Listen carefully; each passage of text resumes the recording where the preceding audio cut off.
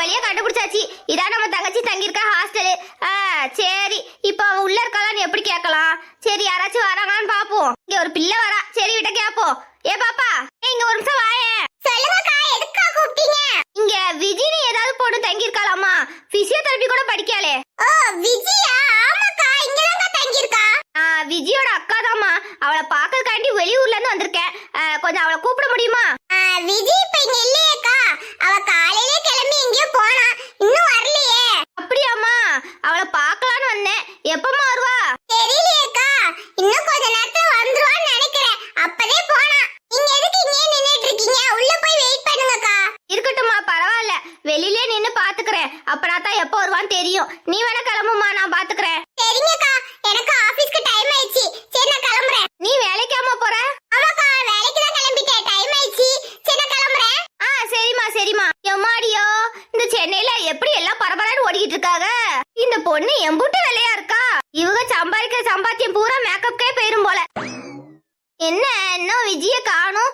எப்போ வருவான்னு தெரியலையே. அரை மணி நேரமா வெயிட் பண்ணிட்டு இருக்கேன். எப்போ வருவா? சரி, இன்னும் கொஞ்ச நேரம் வெயிட் பண்ணி பாப்போம். எப்படியா அவ தங்கியிருந்த ஹாஸ்டலா தேடி கண்டுபிடிச்சாச்சு. இன்னைக்கு அவளை பார்த்து பேசிட்டு தான் போனோம். அட விஜி, என்னடி என்ன இப்படி வந்து நின்னுட்டு இருக்க? என்ன கோலம் இது? அம்மா, நீ எதுக்கு இங்க வந்த? வழிய விடு, நானே கோவமா இருக்கேன். ஏய், என்னடி அக்கா ஊர்ல இருந்து வந்திருக்கேன், என்னை பார்க்காம இப்படி கோச்சிட்டு போற? என்னடி ஆச்சு? ஐயோ, என்னாச்சுனே தெரியலையே, ஒண்ணும் சொல்லாம போறாளே. எடி போகாதடி, நில்லுடி.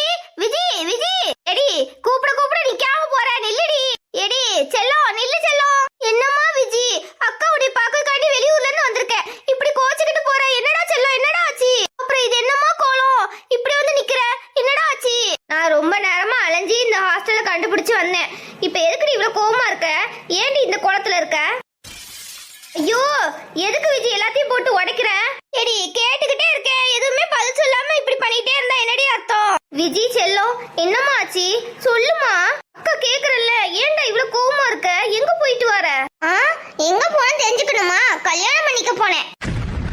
என்னடி சொல்ற? கல்யாணமா? என்கிட்ட சொல்லாம இப்படி? உன்கிட்டயா? உன்கிட்ட சொன்னா நீ என்ன செஞ்சிருவ? நீ உன் புருஷனும் சேர்ந்து கிலோ கணக்குல நகை போட்டு நீ கல்யாணம் பண்ணி கொடுத்துருவீல என்ன?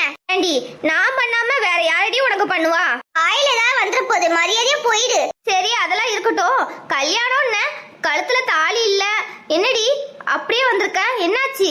ஐயோ அக்கா, தயவு செஞ்சு அதை பத்தி என்கிட்ட கேட்காத. ஏண்டி, நான் உன் அக்காடி. உன் வாழ்க்கையில எனக்கு நிறைய அக்கறை இருக்கு. நீ கல்யாணம் பண்ணிக்க போறதா இருந்தா சந்தோஷமா தானே வரணும். நீ ஏன் இவ்வளவு கோவமா வந்திருக்க? கழுத்துல தாலி இல்ல, என்னதான் ஆச்சு?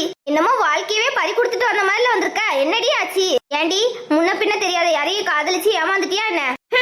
என்னையெல்லாம் ஏமாத்த ஒருத்த பிறந்து வந்தா தான் உண்டு. அப்ப என்னதாண்டி நடந்துச்சு? சொல்லி தொலை. எல்லாம் ஒன்னாலதான்க்கா.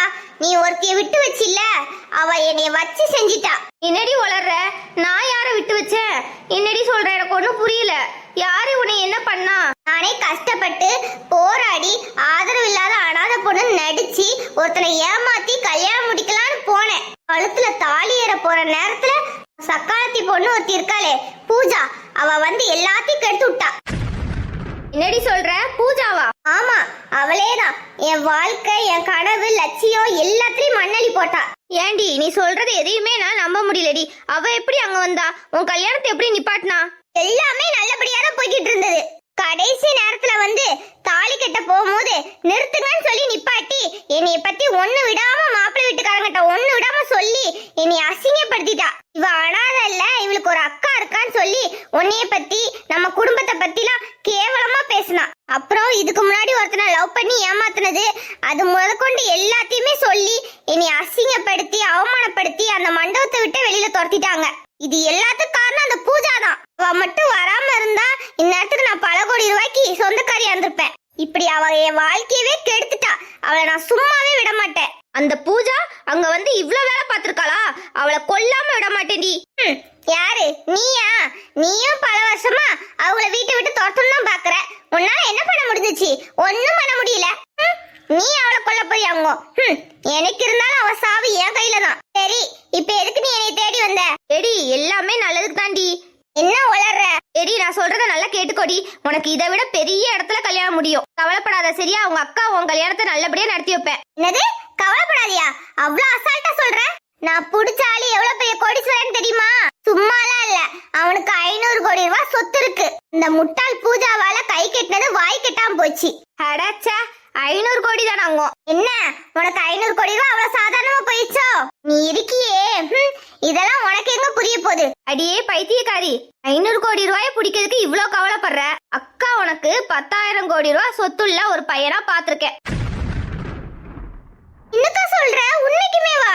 ஆமாண்டி, உண்மைக்குமே தான். நீ கேள்விப்பட்டிருக்கியா?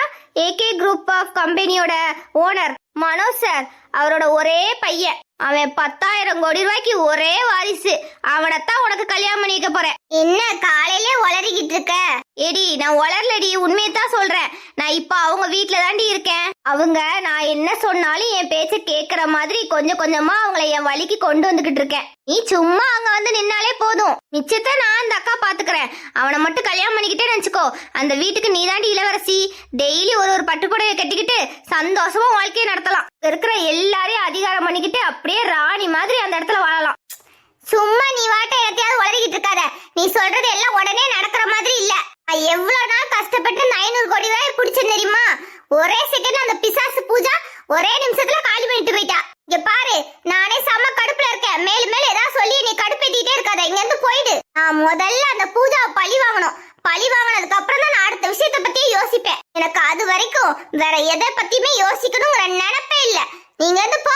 ஏண்டி இப்ப நீ அந்த பூஜாவை பழி வாங்கணும் அப்படித்தானே? ஏடி வாடி, நம்ம 2 பேரும் சேர்ந்து பூஜாவை பழி வாங்கலாம். யாரு? நீதானே? உன்னால அந்த வீட்டுல இருக்கிறவங்கள துரத்த முடியலன்னு சொல்லி நீ என்னை கூட்டு சேர்த்துக்க பாக்குறியா? அவளை எப்படி நானே தனியா நின்னு பழி வாங்கணும் தெரியும். நீ ஒன்னும் எனக்கு உதவி பண்ண வேண்டாம். அவளை நான் மட்டும்தான் பழி வாங்குவேன். அவளை நான் பழி வாங்கும் போது என் மனசு நிம்மதியா இருக்கும். அவ எப்படி என்னை கடைசி நிமிஷத்துல கல்யாணம் முடிக்கிற நேரத்துல பழி வாங்கினாலும் அதே மாதிரி அவளையும் நான் பண்ணணும். அடியே பைத்தியக்காரி, அந்த பூஜாவை பழி வாங்குறதுக்காண்டிதான் அந்த 10,000 கோடி ரூபாய் கல்யாணம் பண்ணிக்க சொல்லி உன்னை சொல்றேன். சரி, இனிமே நீ இந்த 10,000 கோடி நமக்கு ஒத்து வராதுன்னு நினைச்சின்னா அந்த பூஜாவே 10,000 கோடி ரூபாய் சுருட்டிட்டு போயிருவா. அம்மா இப்ப நீ என்ன சொல்ற? எனக்கு ஒண்ணுமே புரியல. பூஜா எப்படி அந்த பையனை வளைச்சு போட முடியும்? அந்த பையன் பூஜா பின்னாடியே சுத்திக்கிட்டே இருக்கான். நாங்க ஒரு கல்யாணத்துக்கு போயிருந்தோம், அப்போ பார்க்க ஆரம்பிச்சது. அந்த பையன் இப்ப வரைக்கும் பூஜா பின்னாடியே தான் சுத்திட்டு இருக்கான். பூஜாவை அந்த பையன் லவ் பண்ணிட்டு இருக்கான். அந்த பையனை ஏற்கனவே பூஜா கைக்குள்ள போட்டு வச்சிருக்கா. இப்ப நீ என் கூட சேர்ந்து வந்தாதான் அவங்க வீட்டுக்குள்ள போய் ஏதாச்சும் நம்மளால பண்ண முடியும். புரிஞ்சதா? இல்லனா அப்புறம் திரும்ப இந்த சான்ஸ் உனக்கு திரும்ப கிடைக்க போறது இல்ல. அது மட்டும் இல்ல, இப்ப அந்த பையன் அவங்க வீட்லயே இல்ல. இதான் நல்ல சான்ஸ் டி, விட்டுறாத. சீக்கிரமா அவங்க வீட்டுல உள்ளவங்கள கரெக்ட் பண்ணாதான் அவங்க சொல்றது அந்த பையன் கேட்பான். ஏன்கா நான் கேக்குறேன் தப்பா நினைக்காத. அந்த பூஜா அவ்வளவு பெரிய ஆளா? 10,000 கோடி ரூபாய் சொத்து மதிப்புள்ள பையனை எப்படிக்கா ஈஸியா வளைச்சு போட்டா? அந்த பையன் எனக்கு கிடைக்கானோ இல்லையோ, ஆனா அந்த பூஜாவுக்கு கிடைக்கவே கூடாது. அவளுக்காண்டியே நான் அந்த வீட்டுக்கு வர்றதுக்கு சம்மதிக்கிறேன். என் வாழ்க்கையை கெடுத்து என்னை நடுரோட்டுக்கு அனுப்பினவள நான் சும்மாவே விட மாட்டேன். அவளுக்கு இவ்வளவு பெரிய வாழ்க்கையை நான் வாழ விட்டுருவேனா? நான் விடவே மாட்டேன். இழந்த அந்த 500 கோடிக்கு ஈடா அந்த 10,000 கோடி ரூபாய நான் அடையாம விட மாட்டேன். அதே சமயம் அந்த பூஜாவையும் பழி வாங்குவேன். ஒரே கல்ல 2 மாங்காய் கண்டிப்பா அடிக்கிறேன். அப்படி சொல்லிட்டு விஜி செல்லம், நம்ம 2 பேரும் சேர்ந்து அவளையும் அவ குடும்பத்தையும் நிம்மதியாவே தூங்க விடக்கூடாது. அப்பதாண்டி நம்ம நிம்மதியா இருக்க முடியும். சரிக்கா, அந்த வீட்டுக்கு நாளைக்கு போலாம். சரி சரி, நான் போயிட்டு வரேன்டி. அங்க இருந்து வரும்போது எனக்கு ரொம்ப கோவமா வந்துச்சு. இப்ப எனக்கு ஒரு நல்ல சான்ஸ் கிடைச்சிருக்கு. இத கண்டிப்பா நான் மிஸ் பண்ணவே மாட்டேன். பூஜா, கண்டிப்பா உனக்கு நான் திருப்பி கொடுப்பேன்டி. நான் பட்ட வலி வேதனை எல்லாத்தையும் 2 மடங்கு உனக்கு திருப்பி கொடுக்கணும் இல்லையான்னு பாரு. சாரி அருண், நான் உன்னை ரொம்ப தப்பா நினைச்சிட்டேன். உனக்கும் மத்தவங்களுக்கு ஹெல்ப் பண்ணுங்கிற எண்ணம் நிறைய இருக்கு. இது அந்த பொண்ணு தானே? டிரைவர், ஒரு நிமிஷம் வண்டி நிப்பாட்டு. ஏய் ஒனிதா, அட இவங்க நம்ம அருணோட அம்மா. வாங்கம்மா, நல்லா இருக்கீங்களாம்மா? எப்படி நல்லா இருக்க முடியும்? அதான் நீங்க வந்துட்டியே. அம்மா, எதுக்கு நீ இங்க சென்னைக்கு வந்திருக்க? அம்மா, எதுக்கு கேக்குறீங்கன்னு தெரிஞ்சுக்கலாமா? உன் திமிர நீ என்கிட்டே காட்டுறியா? என் திமிர உங்ககிட்ட காட்டணுங்கிற எந்த அவசியமும் இல்ல. நான் வாட்ட சும்மா செவனேன்னு உட்கார்ந்துட்டு இருக்கேன். நீங்களா வந்து என்னென்னமோ பேசிட்டு இருக்கீங்க. நீங்க தான் உங்க பணக்கார திமிர காட்டுறீங்க. என்ன, நீங்க தான் இந்த சென்னையை உருவாக்குனீங்களா என்ன? உங்ககிட்ட எல்லாம் பர்மிஷன் வாங்கிட்டு தான் நான் சென்னைக்கு வரணுமா என்ன? உன்னைய பத்தி ஒரு சித்திக்காரி சொன்னது எல்லாமே சரியா போச்சு. அதான் பார்த்தேன். அவ பேச்ச கேக்குறீங்கல்ல, அப்ப நீங்களும் அப்படித்தான் இருப்பீங்க. ஏய், என்ன கோவம் வருதா? உங்களை பத்தி ஒரு வார்த்தை சொன்னோன்னே இப்படி கோவம் வருதுல்ல? அப்படித்தான் என்னைய பத்தி தப்பா சொன்னா எனக்கும் கோவம் வரும். தப்பானவளை தப்பா சொல்லாம தலையில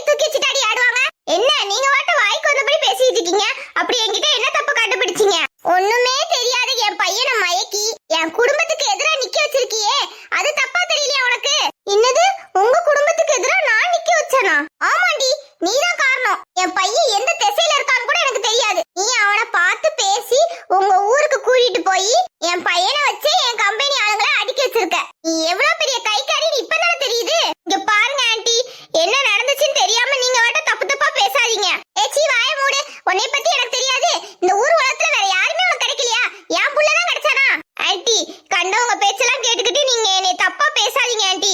நீங்க நினைக்கிற மாதிரி பொண்ணு நான் கிடையாது. ஏண்டி நான் நினைக்கிற மாதிரி பொண்ணு கிடையாதுன்னா அப்ப ஏண்டி இன்னும் சென்னையில இருக்க? போடி, சென்னை விட்டு போ. போக முடியாதுங்க. இங்க நான் வேலை தேடி வந்திருக்கேன். என்னை நம்பி என் குடும்பம் இருக்கு. நீங்க சொல்றபடிலாம் என்னால நடந்துக்க முடியாது. நீ எக்கேடோ கெட்டு ஒளிஞ்சு போ. எனக்கு அத பத்தி பிரச்சனை இல்ல. என் புள்ள எங்க இருக்கான்? உன்கிட்ட கையேந்தி கேக்குறேன். என் புள்ள எங்க இருக்கான்னு சொல்லு. தயவு செஞ்சு என் புள்ளைய என்கிட்ட கொடுத்துரு. ஐயோ ஆண்டி, நான் சொல்றது புரிஞ்சுக்கோங்க. நீங்க ஏன் இப்படி எல்லாம் பேசுறீங்க? நீங்க என்கிட்ட கையேந்தி நிக்கிற அளவுக்கு நான் என்ன பண்ணிட்டேன்? ஒரு விஷயம் சொல்றேன், நல்லா புரிஞ்சுக்கோங்க. உங்க பையனை எனக்கு சுத்தமா பிடிக்கவே பிடிக்காது. அப்படி அவர் மனசுல அப்படி ஒரு ஆசை இருந்தாலுமே நான் என் நிழல கூட நெருங்க விட மாட்டேன். தயவு செஞ்சு புரிஞ்சுக்கோங்க ஆண்டி. என்னடி நீ டிராமா பண்றியா? ரொம்ப நல்லவ மாதிரி வேஷம் போடுற. எனக்கு அப்படிப்பட்ட பழக்கம்லாம் கிடையவே கிடையாது.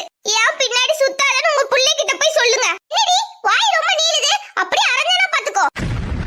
என்னடி ஏன் வளர்ப்ப பத்தி தப்பா பேசுற? நல்ல வசதியான வீட்டு பையன் தெரிஞ்சு வளைச்சு போட்டிருக்கில்ல. நீ தாண்டி சரி கிடையாது. உன் குடும்பமே சரி கிடையாது. உங்க புத்திலாம் தெரிஞ்சுதாண்டி உன்னையும் உங்க அம்மாவை விட்டுட்டு உங்க அப்பா ஓடி போய் வேற ஒருத்தைய கல்யாணம் முடிச்சிருக்கான். இங்க பாருங்க, வயசுல பெரியவங்களா இருக்கீங்களேன்னு பாக்க. இன்னொரு வார்த்தை என்னைய பத்தியோ எங்க அம்மாவை பத்தியோ என் குடும்பத்தை பத்தியோ ஏதாவது பேசுனீங்க நல்லா இருக்காது, பாத்துக்கோங்க. என்னடி பண்ணிடுவ? வயசு பொண்ணுன்னு கூட பார்க்காம நடு ரோட்ல வச்சு இப்படி கத்திட்டு இருக்கீங்களே, உங்களுக்கு கொஞ்சம் கூட மேனஸ்னா என்னன்னே தெரியாதா? மேனஸ பத்திலாம் நீ பேசாத. அதை யாருக்கு கொடுக்கணும்னு எனக்கு தெரியும். இந்த மாதிரி ஆம்பளை பசங்க பின்னாடி சுத்துறவளுக்கு அதெல்லாம் தேவைப்படாது. நிறுத்துங்க. இதுக்கு மேல ஒரு வார்த்தை பேசினாலும் மரியாதை கேட்டுரும். உங்களுக்கு அவ்வளவு அக்கறை இருந்தா உங்க புள்ளைய உங்க கூட வச்சுக்கோங்க. எதுக்காக அவனை ஊர் சுத்த விட்டுட்டு இருக்கீங்க? போய் உங்க புள்ளைகிட்ட பேசி அவனை கண்ட்ரோல் பண்ண பாருங்க. அனாவசியமா வந்து என்கிட்ட பிரச்சனை பண்ணாதீங்க.